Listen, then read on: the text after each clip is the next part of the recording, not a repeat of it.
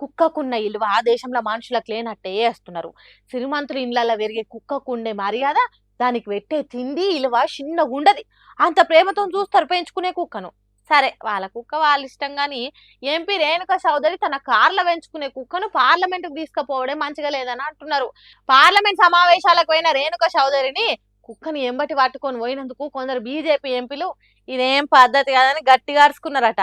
దానికి రేణుక చౌదరి నేనేం తక్కువ తిన్నానా అన్నట్టు, మా కుక్క అసలే గర్వది, మా కుక్క బంగారం అసోంటిది అన్నట్టు కర్షే కుక్కలు కొన్ని పార్లమెంట్లు ఉన్నాయని ఎంపీలను హేళన చేసినట్టు మాట్లాడిందట.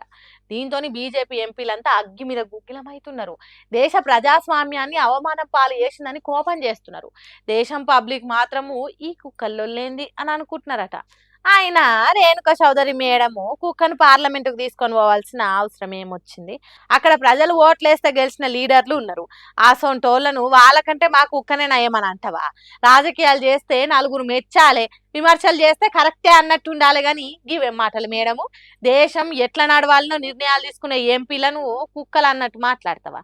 అందరిని అవమానించినట్టు చేస్తావా అని ఎంపీలు రేణుక చౌదరి మీద చర్యలు తీసుకోవాలని అంటున్నారట. మరి ఏం జరుగుతుందో చూడాలి.